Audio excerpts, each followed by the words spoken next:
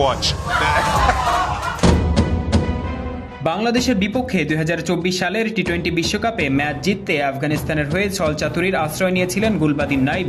তার করা সেই নাটক মুহূর্তেই ভাইরাল হয়ে যায় সোশ্যাল মিডিয়ায়। মাঠেই অট্ট হাসিতে ফেটে পড়েন লিটন দাসেরা। তবে সেদিন ঠিক কি হয়েছিল? নাটক করেছিলেন নাকি আসলেই ক্রাম্প হয়েছিল তার পায়ে? জানালেন খোদ গুলবাদিন সহ আফগানিস্তান দলের ক্রিকেটাররাই।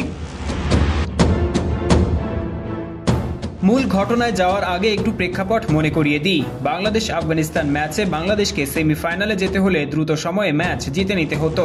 একটা পর্যায়ে সেই সমীকরণ চলে যায় বাংলাদেশের হাতের বাইরে। 3 বলে যখন লাগতো 35 রান, তখন তা বাংলাদেশের পক্ষে করা অসম্ভব হলেও এই ম্যাচ যদি বাংলাদেশ জয়ের জন্য খেলতো তাহলে শেষে অন্তত ম্যাচটা জেতা সম্ভব ছিল, কারণ তখনও বাকি ছিল 50 বল।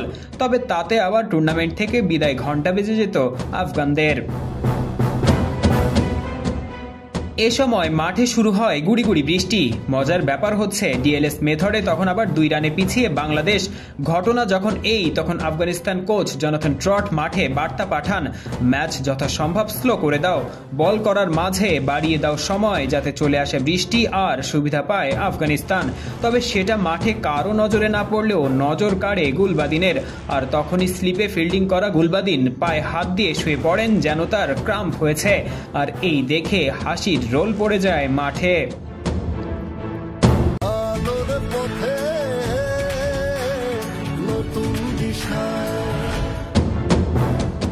বোলার নূর আহমেদ বোলিং করতে আসছিলেন, তাকে থামালেন গুলবাদিন। ওদিক থেকে বিরক্তির ভান করে আসছেন রাশিদ, যিনি তৎক্ষণাৎ বুঝে উঠতে পারেননি পুরো ঘটনা। আইসিসির অফিসিয়াল শুটে জিজ্ঞাসা করা হয় গুলবাজকে ওটা ক্রাম্প ছিল কিনা। গুরবাজ যা উত্তর দেন তাতে তার চোখে মুখে ফুটে ওঠে দুষ্টুমি, আর তাতেই বোঝা যায় ওটা আসলে ক্রাম্প ছিল না। গুরবাজ বলেন, সবচেয়ে শকিং পার্ট ছিল এটা যে ক্রাম্প আসার পরে 3 থেকে 4 মিনিট পর গুলবাদিন মাঠে সবার চেয়ে জোরে দৌড়াচ্ছিল।